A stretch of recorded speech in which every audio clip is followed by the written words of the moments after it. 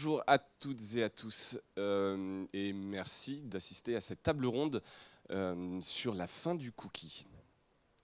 Oui, tu peux enlever ton masque. Voilà, je suis François Desfossés, je suis le cofondateur de Cosa Vostra, qui est une agence digitale et cabinet de conseil avec une spécialité sur les médias, mais pas que, et par ailleurs animateur d'un podcast sur les médias qui s'appelle Mediarama, que vous pouvez écouter sur toutes les bonnes plateformes d'écoute. Ça fait un peu dans les bacs des disquaires. Et sur mediarama.io. Je vais, avant de présenter ce panel de qualité, peut-être faire un petit rappel du contexte. Alors, ce n'est pas probablement pas la première conférence, atelier ou table ronde sur la fin des cookies à laquelle vous avez dû assister. C'est un sujet dont on parle depuis longtemps. C'était même un running gag presque, puisque déjà, il y a quelques années, on en parlait. Mais pourtant, on est toujours dans cette phase de transition.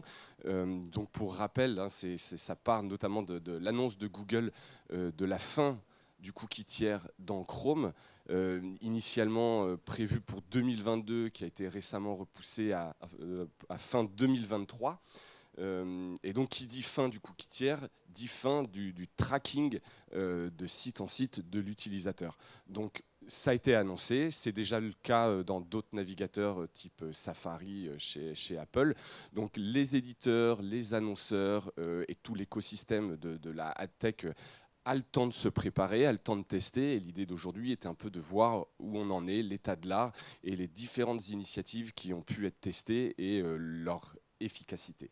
Donc pour en parler aujourd'hui, un panel assez complémentaire. On va commencer par Margarita Zlatkova de IAB France qui va se présenter. Mais juste, donc, tu es Head of Programmatic Advertising chez Weborama et par ailleurs membre de la Task Force Cookieless de l'IAB, qui est donc le bureau international qui certifie et qui travaille sur la publicité. Si tu veux peut-être te présenter en quelques mots, nous dire ce que tu fais concrètement. Bonjour à tous. Effectivement, je gère une équipe de traders programmatiques. Donc, on fait de l'activation média programmatique. Donc, on est au premier rang de ces problématiques de cookieless, que ce soit au niveau du ciblage ou au niveau de la mesure. Et par ailleurs, effectivement, je fais partie d'une task force que l'IAB France a créée encore dès le début des prémices de disparition des third-party cookies, qui est une task force cookieless composée de plusieurs groupes de travail qui en fait adressent globalement chacun des use cases qui apparaît avec la disparition des cookies tiers. Donc il y a effectivement un groupe qui est plus adressé au niveau de la mesure, d'autres qui sont plus liés à l'identity avec les identifiants. Vous avez exactement la partie ciblage également aussi, ainsi que toutes les relations avec les navigateurs. Et donc on essaie effectivement de travailler sur les alternatives, les solutions du futur et en même temps de communiquer aussi avec les acteurs de marché, que ce soit effectivement au travers de l'IAB Europe et W3C avec Google et toutes les autres sociétés au sein de la Privacy Sandbox ou entre nous pour essayer d'établir les standards de demain. Merci Margarita, si tu peux passer ton micro donc à ta gauche. On finira par Jérémy. Marc Leprat, qui est donc le président de ViewPay, qui propose une solution techno pour les médias et la publicité en ligne, que tu peux peut-être te présenter en quelques mots ce que vous faites chez ViewPay. C'est très difficile de présenter en quelques mots ce qu'on fait chez ViewPay. Mais donc oui, je suis le fondateur et cofondateur en fait de la société. Et en fait, moi, je viens du monde de l'annonceur et j'étais pas satisfait en fait des solutions qui m'étaient proposées. Donc du coup, en fait, on a inventé et on a développé en fait une solution technologique qui est au service des éditeurs, qui est assez différente de ce que fait le marché, puisqu'en fait, nous, on fait de la publicité à la demande. Je suis un gros adepte de Seth Godin. Si certains d'entre vous connaissent Seth Godin. J'aime à peu près tout ce qu'il dit, tout ce qu'il fait, tout ce qu'il écrit. Et il a écrit quelque chose, un bouquin en fait en 99, donc ça date de très longtemps, qui s'appelait Permission Marketing, le marketing de la permission. Et donc ViewPay en fait c'est basé sur alors ce concept-là qu'on a essayé de pousser un peu plus loin, puisque à l'époque on était à l'époque de Seth Godin en 99, on était sur l'emailing. Et donc il disait mieux vaut demander, si vous voulez que les gens lisent vos newsletters, il vaut mieux leur demander la permission de l'envoyer avant, ce qui paraît être la base, hein, mais qui n'était pas du tout la norme en 99, hein, voilà. C'était encore un peu sauvage. Et donc nous on a poussé ça un petit peu plus loin en disant en fait il faut faire la même chose sur la partie publicitaire et donc la publicité doit être à la demande. Donc du coup ViewPay a développé une solution qu'on appelle d'advert payment. Donc c'est un mot valise qui contient advertising et payment. Du point de vue de l'utilisateur, en fait, il le voit comme un système de micro-paiement qui est basé sur le fait de regarder une vidéo publicitaire de manière volontaire et pas de manière forcée.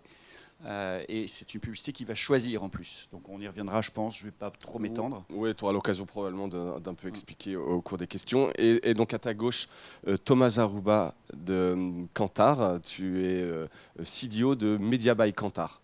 Tout à fait, donc la division média du groupe Kantar en France.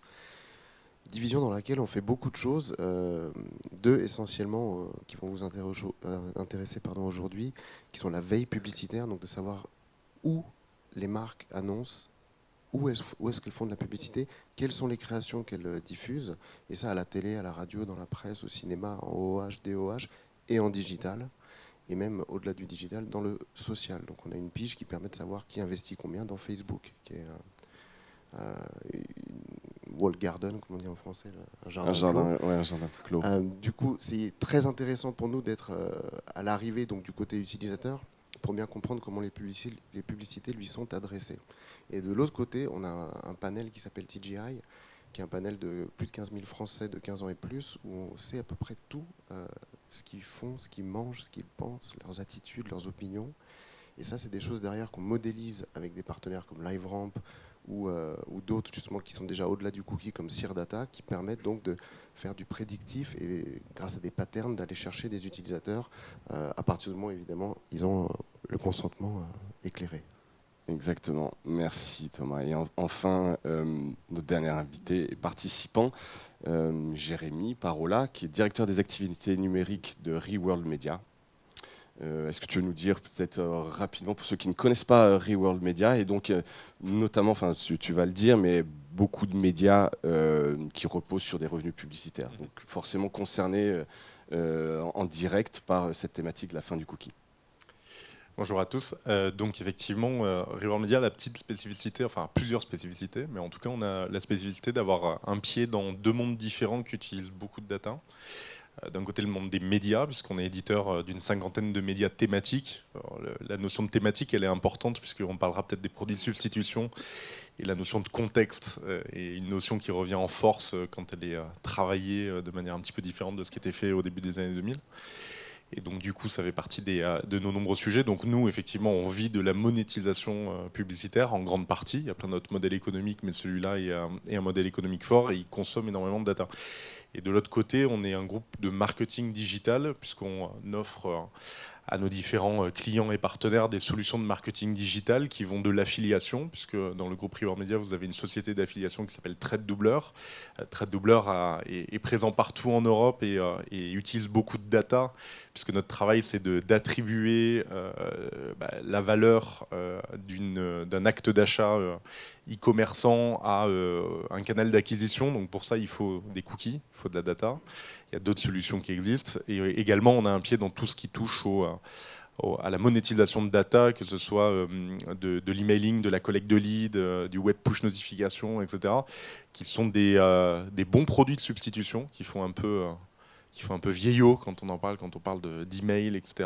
Ça nous rappelle des bons souvenirs, mais la réalité, c'est que ça revient quand même pas mal en force en ce moment, et ça fera sûrement partie des sujets qu'on pourra aborder. Exactement. Et pendant que tu as le micro, en tant qu'éditeur, quels sont les impacts attendus pour un média sur cette fin du cookie? Alors, évidemment, vous y êtes préparé, mais concrètement, si ça devait s'arrêter, quel est l'impact sur les revenus, sur la relation avec les annonceurs, sur la performance? Alors on en rigolait tout à l'heure, on est en 2021, on aurait pu faire cette conférence en 2015 ou en 2016 également, Exactement. Voire toutes les années qui ont suivi jusqu'à aujourd'hui, et peut-être qu'on en refera une l'année prochaine. Rendez-vous est pris. La réalité des choses, c'est qu'effectivement on est pris en étau entre deux sujets. Un sujet légal, au début, la fin des cookies, on l'a beaucoup associé aux normes européennes, à la CNIL, etc. Et comme souvent, il y a un truc supralégal qui s'appelle les GAFA, qui font un petit peu... globalement la pluie et le beau temps sur le marché. Et donc du coup, on est vraiment en étau entre ces deux sujets. Le bon côté, c'est qu'on a quand même le temps de se préparer. Là, on fait tous, sur le marché, on donne tous l'impression qu'on est pris par surprise, que c'est compliqué, etc. Mais ça fait quand même pas mal de temps qu'on travaille sur ces différents sujets.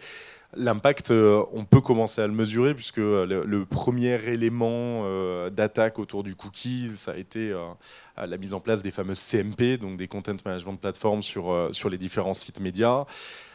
tout le monde prédisait une sorte de cataclysme qui disait tous les gens vont dire non, je ne veux pas donner mon cookie et les revenus vont s'effondrer. La réalité des choses, c'est que tout le monde aujourd'hui a commencé à être dans une zone grise sur la prise du consentement. Ensuite, oui, avec des UX qui étaient avec du consent au scroll, etc. Ensuite, on est passé dans une deuxième phase qui était la phase d'avant l'été, qui était la répercussion de la mise en place des recommandations de la CNIL, qui là aussi permettait encore de pouvoir travailler sur des zones grises. Et en fait, la réalité opérationnelle du jour, c'est qu'il y a 2 salles, 2 ambiances autour de la collecte du cookie.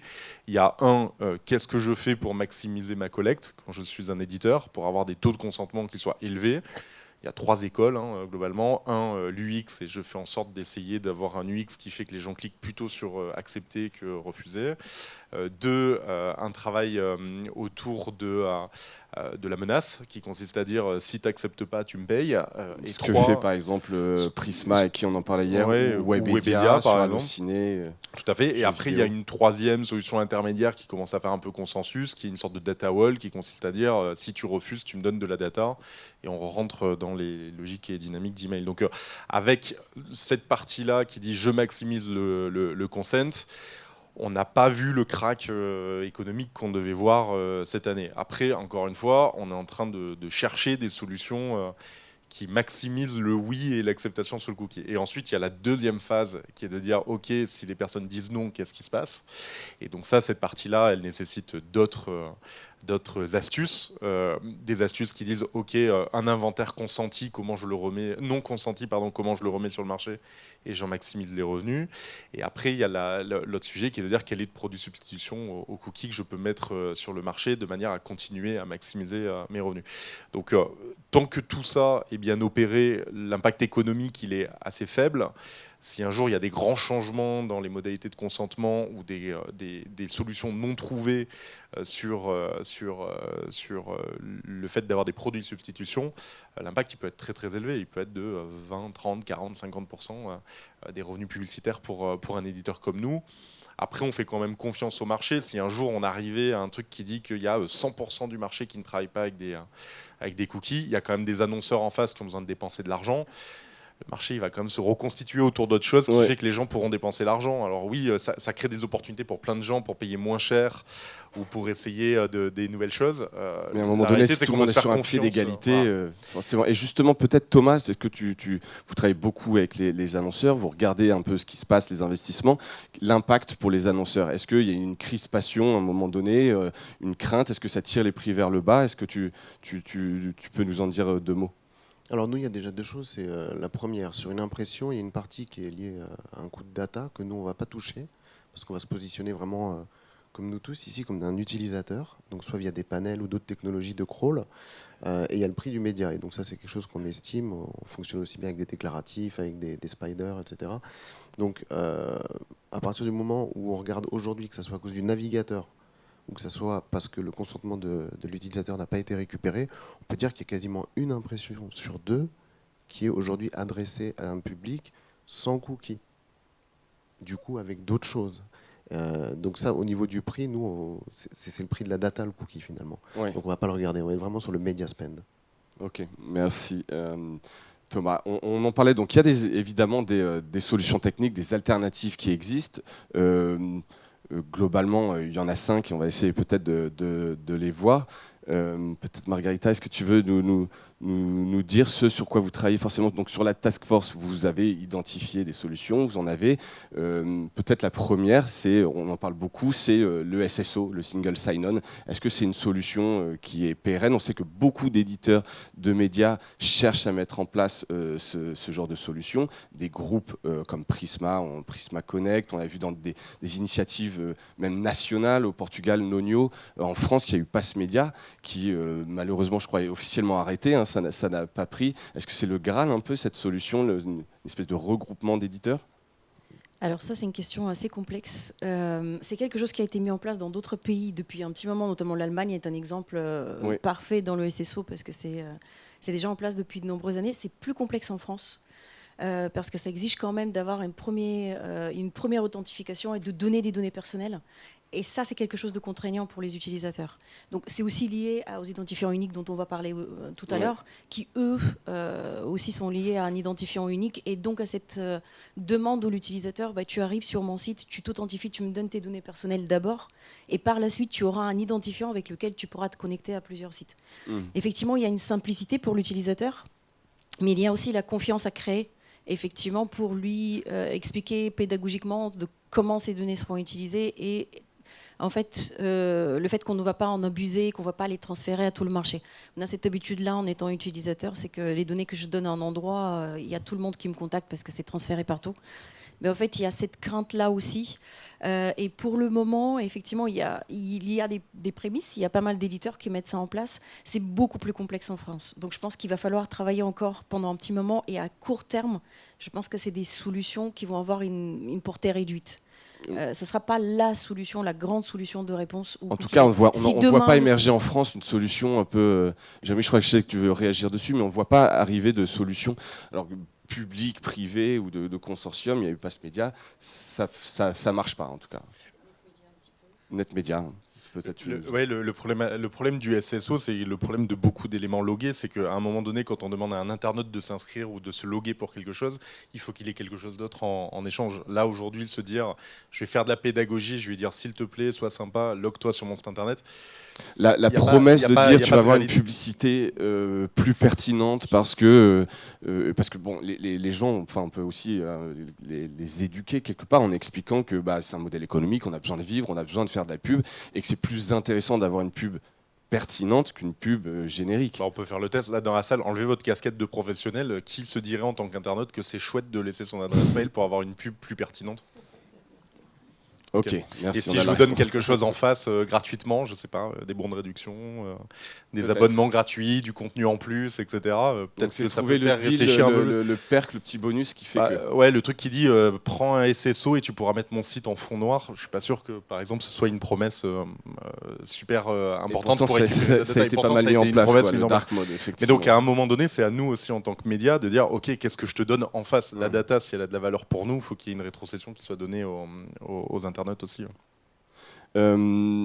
Autre solution qui a été mise en place, l'ID partagé. Donc, est-ce que peut-être, Margarita, c'est un sujet que tu connais bien aussi, tu peux nous en dire et peut-être expliquer un peu le principe, la différence entre l'ID partagé et le SSO? Alors, l'ID partagé, en fait, a été pendant très très très longtemps annoncé comme le successeur du cookie. L'avantage de l'ID partagé, c'est qu'en fait, on a une connaissance de l'individu. On peut effectivement connaître un individu et non plus un navigateur individuel. Donc, moi, en tant qu'utilisateur, je me connecte sur un site lambda, je m'authentifie avec une adresse email et j'ai un identifiant qui m'est attribué. Cet identifiant, par la suite, est communiqué à toute la chaîne publicitaire. Et effectivement, si je me connecte ailleurs avec cette même adresse email, je serai reconnue comme étant la même personne. Et ça permet un ciblage effectivement publicitaire beaucoup plus fin au niveau de l'individu et une mesure qui reste disponible en cross-device, en cross-site, en cross-levier. On sort juste on garde du web. cette promesse que nous a donné le cookie du 100% user-centric. Il y a quand même des limites parce qu'on entre encore, et on en parlait avec Jérémy, on revient à la même chose, c'est du trafic authentifié. Donc premièrement, il faut un consentement. Donc déjà la partie importante. Et deuxièmement, il faut obtenir les adresses email. Principalement, c'est basé sur des adresses email ou effectivement des numéros de téléphone. Donc il faut obtenir les données personnelles. Et il faut aussi, pour avoir de l'échelle, que ces données personnelles, en fait, cet identifiant unique soit partagé par la totalité de la chaîne. C'est-à-dire qu'il ne suffit pas que juste l'éditeur le connaisse, il faut que l'annonceur le connaisse, les DSP, les SSP, les DMP, en fait, tous les acteurs de marché, pour qu'on puisse le retrouver. Actuellement, en France, il y a plus d'une vingtaine de solutions d'identifiants uniques. Donc, c'est des providers privés, des sociétés qui proposent ces identifiants uniques. Et il y a une version qui est open source, qui a été initiée, Unified ID 2.0, qui a été initiée par The Trade Desk et qui a été reprise par Prebit.js au niveau du marché. Mais il n'empêche qu'il reste beaucoup d'acteurs sur le marché et il faut que tous synchronisent leurs identifiants. Il faut que tous les acteurs de marché se synchronisent avant qu'on puisse parler d'échelle. Et la différence avec le SSO, justement, c'est que le single sign-on, en fait, est plutôt côté utilisateur. On permet à l'utilisateur, avec un identifiant lambda, de s'authentifier sur plusieurs sites sans devoir à chaque fois créer des comptes.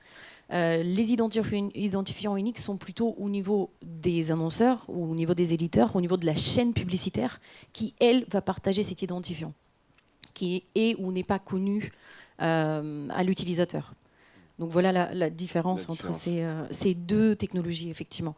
Et pour le moment, la manière dont fonctionnent effectivement les identifiants uniques fait que les use cases qu'on peut adresser actuellement sont principalement du CRM ou de la fidélisation, parce qu'il faut de la data en face, et donc l'annonceur doit effectivement fournir aussi des adresses, pour savoir qui il cible, il faut qu'en face il ait des données. Thomas, est-ce que sur ce sujet peut-être de l'ID partagé, est-ce que tu veux réagir? Est-ce que c'est quelque chose dont vous discutez avec des annonceurs? Est-ce qu'ils sont plutôt demandeurs et poussent ce genre d'initiative? Puisqu'en fait, il y a une espèce de concurrence quelque part entre ces solutions dont on parle. Est-ce que ça te... Nous, là-dessus, on est agnostique. Hein. Vraiment, on est assez suisse, on est assez neutre sur le sujet, dans le sens où c'est juste ce que nous, on préconise, c'est vraiment de tester, d'avoir vraiment l'agilité comme maître mot dans tout ce qui va être fait, de tester une solution, effectivement, avec l'ID d'un groupement d'éditeurs, qui soit presse, télé ou autre, d'aller multiplier le type de campagne, de faire de l'A/B testing en permanence, et de voir, comme je disais tout à l'heure, encore une fois, 50% des publicités qui sont affichées sont déjà sans cookies. Donc c'est soit par le contexte, soit par le prédictif, etc. Donc c'est vraiment, pour moi, c'est l'agilité qui est le meilleur conseil. De dire tester, si ça marche, continuez, si ça ne marche pas, actionnez les leviers sur lesquels vous avez autorité, et jusqu'à ce que ça marche. Ou bien abandonner, ce qui est aussi une solution. De se dire qu'on va aller targeter la personne dans le magazine sur telle page, dans la page économie, pour lui afficher une publicité pour la loi Pinel. Ça fait beaucoup de travail finalement. Et parfois, est-ce que pas de targeting n'est pas la meilleure solution pour viser le plus large, comme c'est aujourd'hui le cas en télé, où on va targeter par des thématiques autour de la cuisine. C'est très large, effectivement. Donc ça fait une belle transition peut-être vers la troisième... une des troisièmes alternatives, qui est le ciblage contextuel. Peut-être, Jérémy, tu peux en parler. Je crois que c'est quelque chose que vous avez beaucoup développé chez Reworld. Donc, pour le rappel du contexte, c'est que là, on n'est pas effectivement sur du ciblage sur l'utilisateur, sur sa donnée, mais plutôt dans l'environnement, le contenu qu'il est en train de consommer. Donc, en fait, peu importe qu'on sache qui est cet utilisateur, on sait que celui qui est en train de lire ce contenu est intéressé par ça, et donc je peux lui pousser une pub pertinente. Ouais, alors là pour le coup c'est le méga coup de bol de Reward Media, c'est-à-dire qu'avant que tout sorte sur l'arrêt des cookies, etc., il y a un matin où en faisant un bilan de campagne, il y a un annonceur qui venait d'acheter de la rotation générale sans ciblage, et de l'autre côté une campagne avec un ciblage data ultra précis en utilisant un ciblage tiers du marché. En lui faisant le bilan de campagne, on se rendait compte que le ciblage avec de la data, il n'avait pas du tout de perf en plus par son ciblage en RG. Et en fait, j'étais limite mal à l'aise devant le client en lui disant super, t'as payé 2 fois plus cher un inventaire avec du ciblage, et en fait, ça t'a rien ramené de plus que s'il n'y avait pas eu de ciblage. Donc j'étais pas hyper à l'aise avec le truc, et en fait en rentrant au bureau on s'est dit c'est pas possible, on peut pas continuer à bosser avec des cookies, avec des ciblages third party qu'on trouve sur le marché, parce que là franchement on se fout un peu de la gueule de l'annonceur, et c'est pas possible. Et en gros on s'est dit avec les équipes qu'est-ce qu'on pourrait faire pour essayer de proposer des campagnes qui soient plus performantes que de la rotation générale. Et en fait rapidement, mais ça c'est lié à notre ADN, on s'est dit ok, on a 50 sites, on traite 200 thématiques, du voyage, de la mode, du sport, de la beauté, de l'automobile, etc., etc. On doit quand même pouvoir être capable de faire des trucs un peu plus malins que sponsorise ma rubrique voiture neuve parce que tu t'appelles Peugeot. On doit pouvoir arriver à faire des trucs un peu plus chouettes. Et à partir de ce moment-là, en fait, on a commencé à étudier techniquement, mais c'était il y a 5 ou 6 ans, le fait de pouvoir réinjecter un certain nombre d'éléments du champ sémantique des contenus à l'intérieur de segments qui pourraient être utilisés pour la publicité. Donc en gros, on a commencé à se dire, ok, quand je fais un article sur les bagnoles, si un article sur les voitures, il y a Peugeot qui est cité 3 fois, et que le mec vient du SEO, c'est qu'il doit potentiellement être intentionniste au fait d'acheter une bagnole Peugeot. Et donc du coup, on va essayer de voir si en crawlant l'intégralité de notre site, on ne trouve pas des articles qui, les uns avec les autres, remontent une appétence plus particulière pour acheter un véhicule Peugeot. Et en fait, à force de travailler sur cette partie-là, de faire des croisements, etc., on a commencé à mettre en place des segments contextuels, on va dire hyper contextuels, qui disent, OK, tu peux créer à la volée en tant qu'annonceur des segments qui disent, OK, je veux des articles où il y a Ikea qui est cité 3 fois, où l'audience, elle vient plutôt des réseaux sociaux, où l'audience moyenne de l'article, elle est plus de X. On a créé des segments, on a commencé à les réinjecter à l'intérieur de notre ad server. Et à partir de ce moment-là, on a dit à nos annonceurs, OK, si vous voulez un ciblage cookie, on va faire un truc, on vous met 50% avec le ciblage cookie que vous voulez, 50% avec le ciblage contextuel que nous, on a créé. Et on lance les campagnes, on teste et on voit au niveau des KPI qu'est-ce qui marche le mieux. Et à ce moment-là, on s'est rendu compte que ce qui marchait le mieux, c'était les ciblages contextuels avec ce système de scoring, etc. Là, on a commencé à se dire, tiens, on tient un truc. Et on a commencé à entendre parler de l'arrêt des cookies à ce moment-là, en fait. Alors Donc vous aviez un peu d'avance. Donc on avait déjà un peu d'avance. Ouais. Et en réalité, on l'a perfectionné, on a commencé à le rendre disponible en programmatique, etc. On a vu des initiatives chez d'autres acteurs d'aller travailler sur l'hypercontexte et la sémantique. Et à notre sens, c'est pas le produit de substitution absolu, fantastique, qui va remplacer les cookies, mais c'est un des produits qui fonctionne le mieux sur le marché. Mais pour pouvoir faire ça, il faut être un éditeur qui a suffisamment de contexte éditorial et suffisamment de volume pour pouvoir créer ces segments, ou alors travailler avec des boîtes externes qui sont capables de générer ces segments-là. Et c'est peut-être plus pertinent quand tu es un média thématique Ouais. ou avec des verticales bien C'est identifiées. sûr que le segment Kaboul est moins cool à acheter Ouais, quand tu es Le Monde ou le forcément. Figaro avec C'est un le segment segment un peu plus Peugeot. niche. Ouais, il y a moins de gens qui achètent. Exactement. Des fabricants d'armes peut-être. Mais... Justement, je me permets d'ajouter certaines choses dessus, parce qu'effectivement, chez Weborama, nous, on travaille sur du ciblage sémantique et sur la sémantique depuis plus de 10 ans. On est parmi les pionniers dans ce domaine, et effectivement, même notre base de données cookies existante, et qui existe depuis plus de 10 ans, a toujours été basée sur la sémantique. Et le fait de partir du principe « dis-moi ce que tu lis et je te dirai qui tu es », et pour nous aussi semble beaucoup plus pertinent, alors pas d'un point de vue éditeur, mais plutôt d'un point de vue effectivement base de données et côté acheteur, nous semble beaucoup plus pertinent que de suivre effectivement chaque action d'un utilisateur via le cookie. Après, il y a effectivement plusieurs manières de faire ça, et justement je fais cet aparté parce que Jérémy parlait de la sémantique, qui est effectivement une manière différente de faire du ciblage contextuel. On ne va pas s'intéresser aux mots-clés qui se trouvent dans les textes, mais plutôt à leurs relations. Donc Jérémy, toi tu parlais Oui, du c'est fait pas que le juste mot... parce qu'il y a ce mot-là, une Exactement, marque, que je le vais... sens derrière sera effectivement celui-ci. Donc par exemple, il y a un exemple que je donne assez souvent, Didier Deschamps après le dernier mondial, ne me demandez pas quand c'était parce que je suis très mauvaise en foot, mais avait publié un article qui était sorti dans e-marketing ou dans marketing, dans lequel il expliquait comment il gérait son équipe de millennials. Typiquement, tous les 2 mots sont foot et sport. Donc si vous travaillez en mots-clés, c'est un texte qui sera catalogué dans foot et sport. Or, en fait, le fond du contexte, c'est comment gérer une équipe et du management d'équipe. Donc effectivement, la sémantique, elle est capable de savoir, d'aller à cette profondeur-là. Elle est capable de savoir qu'un article parle de consommation, et pas juste de consommation de n'importe quoi, mais de consommation zéro déchet en particulier. Donc on est sur de la précision très importante en premier lieu. Et la deuxième partie très importante, et Jérémy, tu en as parlé, c'est l'avantage de s'affranchir du consentement, des identifiants, des cookies, et donc en fait d'être 100% compliant GDPR, e-privacy, ID-less, cookie-less, et d'accéder à 100% des inventaires publicitaires. Et ça, effectivement, côté annonceur, ça donne de l'échelle. Effectivement, il y a des choses qu'on ne pourra pas faire avec le contextuel, comme notamment, et Jérémy, tu disais que c'était pas 100% une substitution aux cookies, parce qu'on pourra par exemple pas faire de retargeting, bien sûr, parce qu'on ne connaît absolument pas l'utilisateur derrière. On ne pourra pas non plus faire du capping et être très précis au nombre d'impressions qu'on sert à un utilisateur, mais on va pouvoir adapter les contextes à ce que lisent les internautes. Et c'est de là que vient effectivement la performance aussi qu'on observe. De la même manière, effectivement, qu'Airword, nous on fait des tests, on active des campagnes en programmatique, 50% en cookies, 50% en contextuel, avec exactement les mêmes segments des 2 côtés. Toutes choses égales par ailleurs dans la partie programmation. Et on voit des résultats qui sont vraiment exceptionnels.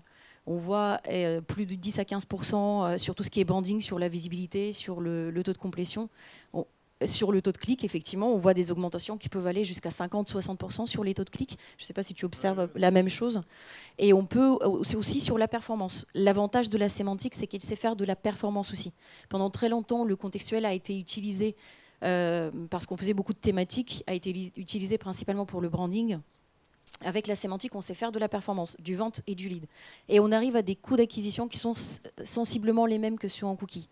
Souvent aussi, même en dessous. Nous avons des clients avec qui nous faisons des campagnes contextuelles depuis plus d'1 an et demi. Et aujourd'hui, 80% de leur budget acquisition en programmatique passe en contextuel. Il n'y a plus qu'à 20% qui passent en cookie. Et l'overlap entre les deux, en fait, est tellement petit qu'il montre le fait que le contextuel ramène de l'incrémental et ne vient pas voler les ventes du cookie. Et ça, c'est très important, je pense. Merci Marc. Je voulais aussi peut-être passer la parole à Marc, qui est alors c'est pas une alternative globale au marché, mais quand même, toi tu parlais un peu de permission marketing. Quelque part, c'est au-delà du contextuel, c'est directement demander en fait à un utilisateur ce qu'il a envie de regarder, si ça lui plaît, et quelque part c'est aussi quelque chose d'assez performant. Tu nous disais, on a des taux de complétion sur des vidéos. Tu peux rappeler un peu le concept, tu disais tout à l'heure un peu de ce que vous faites chez ViewPay, mais c'est vrai qu'on est aussi dans quelque chose de simple. Tu n'as pas de ciblage, tu n'as pas d'analyse forcément de contexte, mais juste demander en fait à l'internaute ce qu'il a envie de voir, ça permet en fait aussi une performance publicitaire assez remarquable. Oui, alors, on n'a pas de ciblage, on ne peut pas vraiment dire ça. Parce qu'en fait, on utilise quand même les solutions en fait, data, mais ça ne nous plaît pas, cette idée. Parce que comme on est parti en fait, de l'utilisateur et de ce que veut l'utilisateur et du respect de l'utilisateur, la première des choses, ça a été de dire on ne va pas lui imposer une publicité, on va lui proposer une publicité. Et donc, je reviens juste après sur la manière dont ça fonctionne. La deuxième chose, c'est si on respecte l'utilisateur, on ne va pas commencer à collecter de la data sur lui pour le profiler et pour ensuite en fait, le réattaquer dans tous les sens et éventuellement revendre les données, enfin, comme ce que faisait le marché à l'époque. Donc du coup, ça nous arrange plutôt bien en fait, cette migration vers le contextuel, parce que le contextuel est beaucoup plus propre pour l'utilisateur et beaucoup plus user-centric. Juste pour illustrer en fait, ce que fait ViewPay, comment fonctionne ViewPay, vous avez peut-être déjà utilisé ViewPay et peut-être sans bien l'avoir réalisé, mais quand vous arrivez sur un article qui est réservé aux abonnés et que vous n'êtes pas abonné, vous avez ce fameux paywall qui vous dit vous avez lu 15% de l'article, si vous voulez lire la suite, abonnez-vous. Bon. Ça, c'est une mauvaise réponse. Enfin, nous, on considère que c'est une mauvaise réponse, même si il est absolument essentiel d'aider les éditeurs à générer de l'abonnement. Le problème, c'est que si vous regardez le meilleur des meilleurs, qui est le New York Times, en fait, il est à 4% de son audience qui est abonnée, donc 96% de gens qui ne sont pas abonnés. Ça fait plus de 10 ans qu'il travaille en fait sa stratégie d'abonnement. Donc on voit bien que c'est probablement le métier le plus dur du monde que d'être celui qui est en charge de la génération d'abonnements. C'est juste une horreur. Et qu'en fait, il va être forcément frustrant, ce métier. Mais à part ça, en fait, la question, c'est qu'est-ce qu'on fait avec les 96% ? Et encore, je suis généreux parce que je prends le taux de New York Times. Si je prenais le taux de la plupart des acteurs, des éditeurs français, c'est pas 96, c'est plutôt 99%. Et qu'est-ce qu'on fait avec ces gens-là ? En fait, il y a deux choses à faire avec ces gens-là. C'est un, les monétiser, et deux, en fait, aider les éditeurs à les pousser vers l'abonnement. Donc, les monétiser, c'est quoi ? C'est rajouter un bouton, et c'est un bouton, dans le paywall qui dit vous avez lu X%, vous voulez lire la suite. Pour lire la suite, abonnez-vous, ou regardez une vidéo publicitaire pour lire la suite de cet article, et uniquement de cet article. Et donc l'utilisateur, quand il clique sur ce bouton, et donc il a le choix, on lui propose 3 annonceurs et on lui demande de choisir le sponsor qu'il veut pour son article. Et ça, c'est très intéressant parce que à la fois, en fait, ça permet, pour notre sujet, de faire de l'auto-ciblage. Alors bien évidemment, nous, on cible en amont pour présenter 3 offres qui sont susceptibles de l'intéresser. Et donc on peut le cibler. Main dans la main avec l'éditeur où tu récupères des données, ça, tu sais sur quel article est proposé, sont proposées ces 3 vidéos. Donc oui, on a déjà un premier ciblage qui peut être soit cookie pour le coup, first party, soit contextuel. Absolument, absolument. Et donc l'utilisateur va choisir la publicité qu'il veut regarder en fait comme pour il choisit son sponsor en fait pour l'article. Et il va regarder une vidéo publicitaire qui dure maximum 30 secondes parce qu'on ne veut pas prendre les gens en otage. Donc après 30 secondes, il y a un skip si la publicité dure plus longtemps. C'est souvent moins longtemps parce que c'est des publicités télé en général, donc c'est souvent du 20 secondes, quelquefois même du 12 secondes. Et une fois que la publicité est terminée, il a un écran de call to action. Et dans cet écran de call to action, il peut interagir avec la marque, avec l'annonceur s'il le souhaite. Mais il y a aussi un bouton qui lui dit maintenant vous pouvez accéder à votre article. Donc il clique sur ce bouton-là et il a l'article qui est complètement débloqué et donc il peut lire la suite. Donc l'avantage en fait de ça, c'est qu'on est complètement dans une logique user-centric. C'est l'utilisateur qui décide de s'exposer, c'est l'utilisateur qui choisit son annonceur. Donc du coup, il va choisir des choses qui l'intéressent tant qu'à faire. Et en fait, ça révèle aussi le modèle économique de l'éditeur. Donc ça révèle la nécessité en fait pour un éditeur d'avoir une rémunération. Parce que la gratuité n'existe pas, en fait. On a toujours parlé de gratuité, mais en vérité, là où c'est gratuit, c'est qu'il y a quelqu'un d'autre en fait, qui paye à la place de l'utilisateur. Donc là, on révèle le fait que le contenu a de la valeur et que l'utilisateur, en fait, soit il paye, soit il se fait sponsoriser, mais en tout cas, il n'y a pas d'alternative à ça. Ouais, comme tu le dis. Et donc, effectivement, en termes de KPIs, on est sur des taux de complétion qui tournent entre 95 à 97%. Donc, taux de complétion de vidéo. Et ça, c'est le taux de complétion. La visibilité est de 100%, mais je ne parle pas de la visibilité IAB, je parle de la vraie visibilité telle que ma grand-mère l'aurait compris si elle était encore de ce monde. C'est-à-dire, en fait, le système est fait de telle manière en fait, que l'écran publicitaire soit en plein milieu de l'écran. Le reste est soit grisé, soit habillé aux couleurs de l'annonceur. Donc du coup, l'annonceur a aussi 100% de voix. Et 100% de visibilité, c'est-à-dire 100% des pixels pendant 100% en fait, de la durée de la vidéo. Donc ça, c'est aussi des KPI qui sont très élevés. Et le résultat de ça, de manière assez naturelle, c'est qu'à partir du moment où l'utilisateur a pris connaissance du message, on a des taux de clics, des call to action, qui sont en général en compris entre 2 et 5%, quand le marché en vidéo fait du 0,3%. Oui, donc rien à voir. Donc ça, c'est vraiment l'avantage des paywall dynamiques et donc plus spécifiquement dans les réponses que l'éditeur peut apporter dans ce paywall dynamique, la possibilité de choisir ses vidéos. Absolument, sachant que juste une remarque, puisque l'abonnement est aussi un sujet très très important, si je vais chez un concessionnaire parce que je veux acheter une voiture et je dis au concessionnaire je voudrais acheter cette voiture et que le concessionnaire me dit d'abord vous l'achetez et puis après vous laisserez, je ne vais pas l'acheter en fait, je vais changer de concessionnaire. C'est ce que font les gens, hein. 57% des gens qui arrivent sur un paywall qui est strict, on leur propose uniquement l'abonnement, s'en vont puisque je vous l'ai dit 96% en fait, des lecteurs du New York Times ne s'abonnent pas. Ne s'abonnent pas. Donc du coup les gens s'en vont et quand ils s'en vont, c'est une perte sèche. Si vous permettez en fait, aux utilisateurs de goûter à ce contenu premium en fait, avec un système comme ViewPay, dans ce cas-là, vous allez leur donner les raisons pour lesquelles en fait, ils pourraient s'abonner plus tard. Et c'est 70% des gens, enfin plutôt les gens déclarent dans les études à 70% en fait, qu'ils aiment le système ViewPay parce que ça leur permet de goûter à des contenus auxquels ils pourraient s'abonner plus tard. Et puis donc à l'éditeur quand même de montrer la qualité aussi de son contenu et quelque part d'avoir une nouvelle chance plus tard de reproposer l'abonnement. C'est ça, parce qu'en l'occurrence, en fait, la génération d'abonnements est quelque chose qui est très dur. Je ne vais pas m'étendre dessus. Oui, parce que c'est pas le sujet sur l'abonnement, effectivement. Mais si vous voulez venir nous voir en fait sur le stand 25 en bas, on vous expliquera comment en fait on aide les éditeurs à générer de l'abonnement. Merci Marc. Dernière initiative, et pas des moindres évidemment, c'est celle de Google.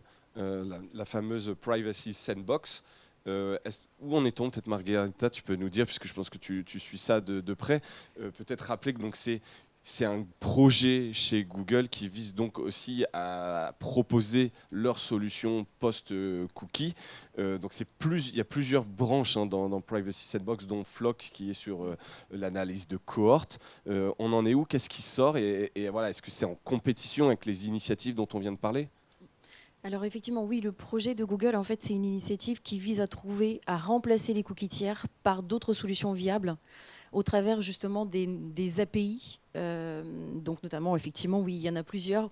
Globalement, il y a une API qui répond à un use case. Donc vous avez effectivement les flocks qui répondent au use case ciblage. Vous avez les Fledge qui répondent au use case retargeting et tout un tas d'autres oiseaux chez Google, effectivement aussi.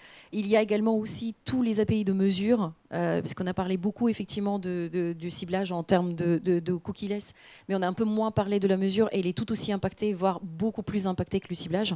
Parce que du ciblage, effectivement, au final, le contextuel est là, on pourra le faire même si on n'avait pas d'autres solutions. La mesure, par contre, est beaucoup plus complexe. Donc, effectivement, avec la Privacy Sandbox et au travers de ces API, Google vise en fait à trouver des solutions viables à chacun de ces use cases au travers d'une consultation en fait globalement publique, puisque le projet a été repris par le W3C. Effectivement, toutes les entreprises peuvent participer et plusieurs entreprises françaises, dont effectivement nous chez Weborama, ils participent avec des propositions. Et effectivement, alors où sommes-nous ? Alors, nous en sommes à une première version des flocks qui ont été testés en Origin Trial. Donc, les Origin Trial, c'est vraiment des versions très, très bêta qui ont été testées par quelques sociétés aux États-Unis, avec des résultats qui sont plutôt intéressants, mais sur des volumes trop petits d'inventaire pour qu'on puisse généraliser effectivement les résultats de ces premiers tests. Donc il y a une nouvelle version des flocks qui va sortir bientôt, normalement en début d'année prochaine, qui est les flocks 2.0, qui est une version améliorée suite à à ses premiers Origin Trial. Et nous avons Fledge qui est actuellement en test. On n'a pas pour l'instant beaucoup de résultats, mais il y a Criteo qui a mis en place un espèce de concours en fait, pour permettre aux sociétés de tester au maximum et de ressortir des résultats. Donc c'est assez intéressant à suivre. Et il y a une partie des Measurement API qui est également aussi dans les premiers Origin Trial, notamment, donc, en fait, il y a 2 typologies de reporting.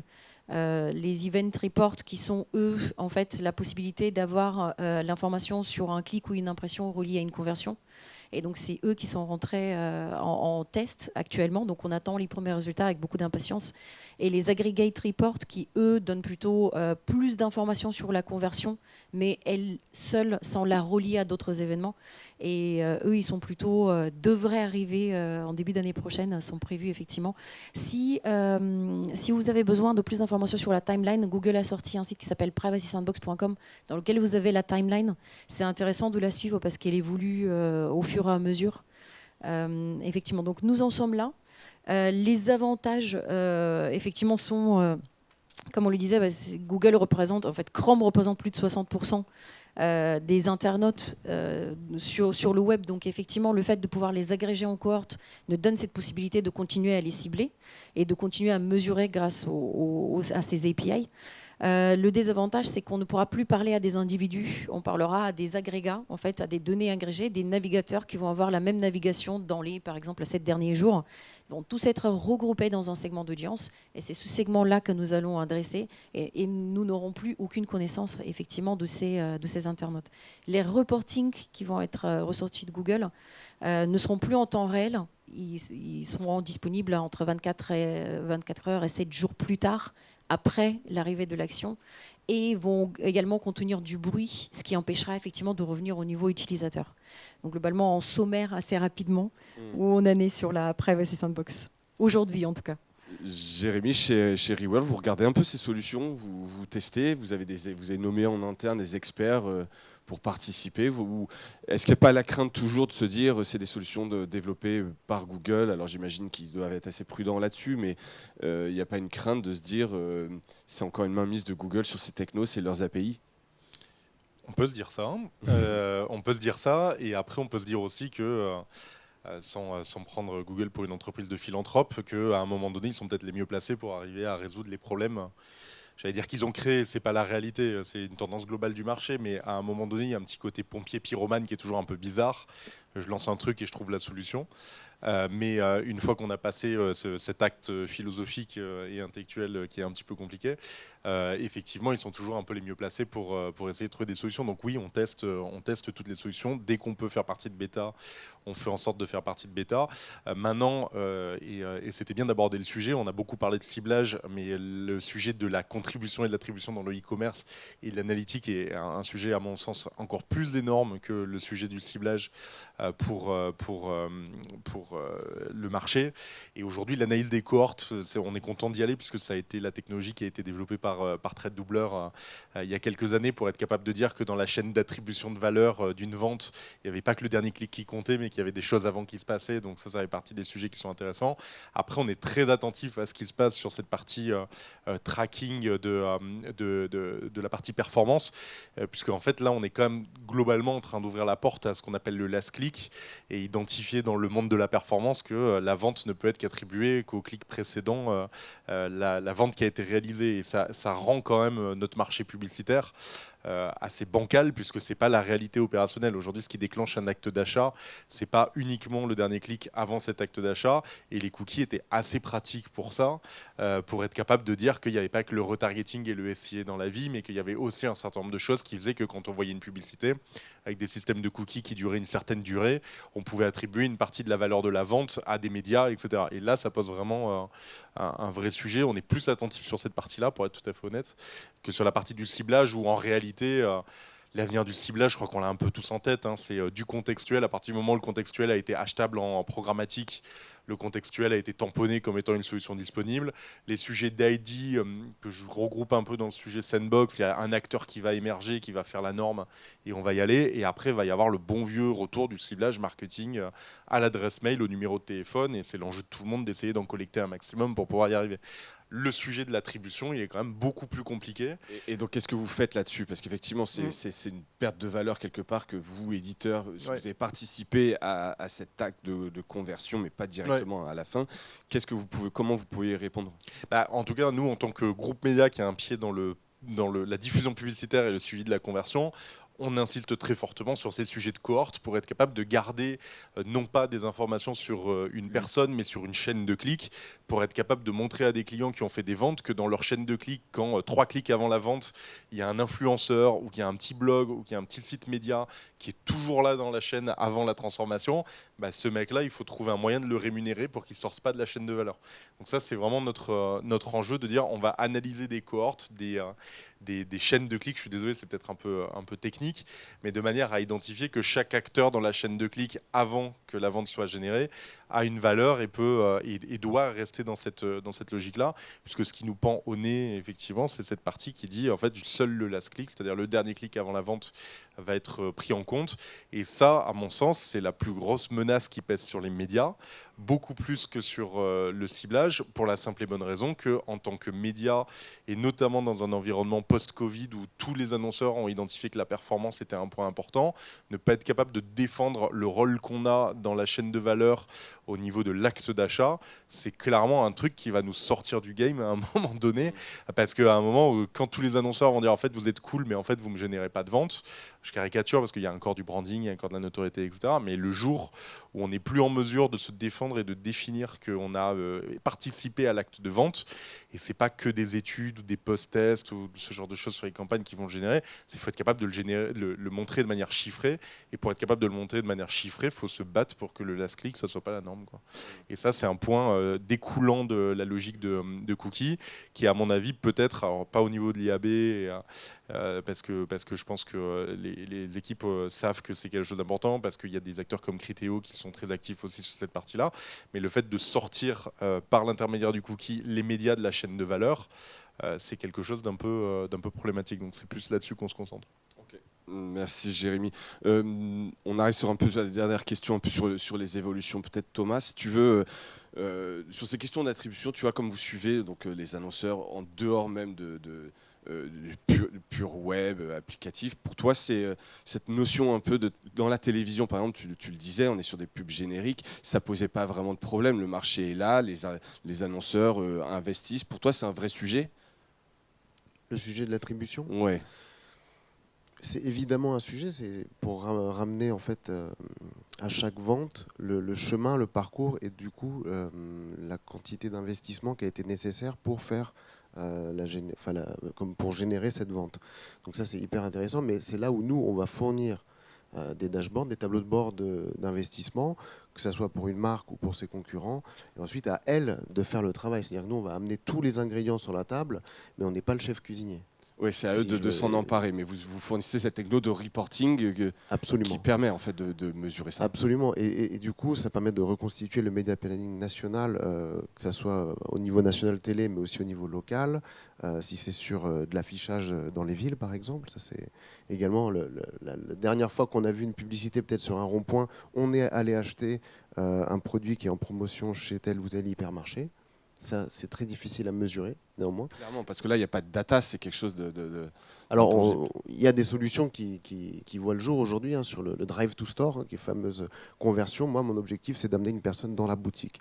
Et ensuite, dans la boutique, il y a un autre travail qui va être fait sur comment driver la personne sur le produit, la gamme de produits, et ensuite faire en sorte que cette personne considère, puis achète et reparte avec le produit, si c'est un produit consommation courante. Pour un véhicule, ça va être autrement scénarisé. Mais par rapport à ces sujets-là, s'il y a une chose que je garde vraiment et que j'ai envie qu'on se rappelle, c'est tous les outils qu'on a aujourd'hui sont absolument fantastiques par rapport aux années de la télé. Ça, ouais, c'est important de le rappeler quand même. On en a peut-être même trop fait quelque part. Et c'est là où je veux en venir. C'est qu'on a des outils qui permettent de faire de la microchirurgie de la main au microscope avec un robot et à distance, si on veut, avec un bon VPN. Potentiellement, c'est ce qui se passe en médecine. On a le même type d'outils pour faire en sorte que des êtres humains achètent un service ou un bien. Ce que je veux dire, c'est donc prendre du recul, c'est ça le secret. C'est-à-dire qu'on a beau avoir cette palette d'outils, parfois un peu de créativité et de simplicité, et du coup cette contrainte qui est la fin du cookie, qu'on attend tous depuis très longtemps et qui a été reportée jusqu'à la fin 2023. Finalement, cette contrainte, pour moi, c'est comme toute contrainte, elle permet de générer de la créativité. Sous la contrainte, on est beaucoup plus créatif.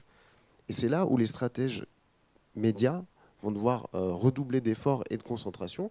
Parce qu'encore une fois, si je reprends l'image des ingrédients, on ne va pas avoir la même stratégie pour faire une entrée qu'un plat, qu'un entremets, qu'un dessert. En fait, quel est l'objectif final? C'est vraiment de se reposer cette question toujours avec l'annonceur. Qu'est-ce que tu veux faire aujourd'hui? Je veux faire connaître mon service, je veux faire de l'acquisition, je veux faire de la fidélisation. Comment est-ce que je peux dédupliquer? Moi, il y a un truc qui m'insupporte, c'est que je suis client d'une banque depuis plusieurs années, une banque en ligne, et elle continue de me targeter en me disant « venez ouvrir un compte chez moi ». Aujourd'hui, nos outils permettent de ne pas faire ça. Donc, encore une fois, la créativité. Et quand Jérémy parlait justement des campagnes qui étaient targetées avec des cookies tiers et qui avaient moins de performance, alors peut-être sur certains aspects, il y avait moins de performance, peut-être sur d'autres, il y avait le fait de ne pas avoir soumis une publicité à un internaute parce qu'il n'était pas concerné. Je prends l'exemple, c'est moi, j'ai pas d'animal de compagnie. Depuis que je vais sur Internet, j'ai jamais vu une publicité pour Whiskas ou pour un produit comme ça. Donc, ça, c'est le bienfait du targeting, c'est que je suis pas dans les segments. Ça, c'est la première chose. Alors que quand j'étais plus jeune, quand on regardait la télé, je voyais des produits pour l'hygiène intime, j'étais pas concerné. Pourtant, je voyais ces publicités. Donc voilà, c'est ça le message, c'est de vraiment dire, soyons créatifs encore plus et redoublons d'efforts en termes de créativité, parce que ces contraintes nous permettent de créer, de vraiment faire ce nouveau chemin, qui est le chemin du succès pour vendre mieux des produits, tout en responsabilisant avec des solutions comme celle de Marc, l'utilisateur qu'on le rend responsable en termes de consommation média, et donc de choisir comment est-ce qu'il va rémunérer le journaliste qui est derrière, qui lui écrit l'article qu'il est en train de lire. Un peu, effectivement. Mais écoute, je pense qu'on restera sur ces belles paroles pour conclure la table ronde, un peu de créativité de la part des médias et des annonceurs. Merci à toutes et à tous. Vous avez peut-être une question pour un des intervenants? Oui. Oui, ce sera mieux avec le micro.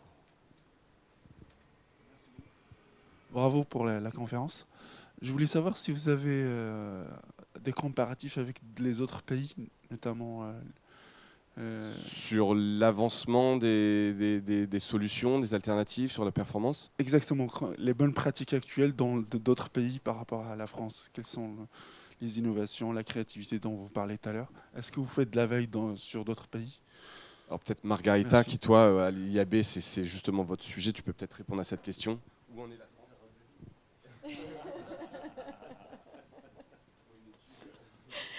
Alors effectivement, on communique énormément au sein de l'IAB avec les IAB des autres pays.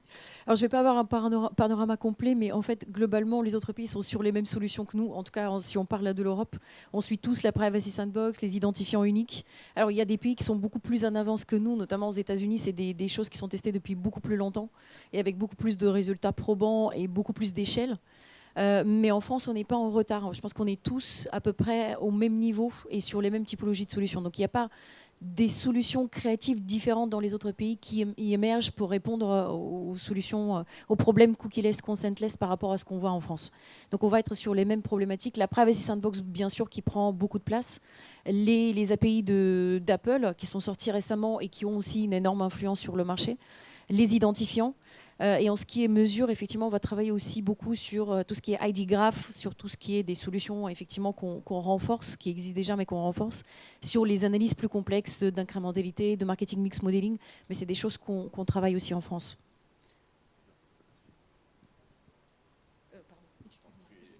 Pas d'autres questions? Une autre question?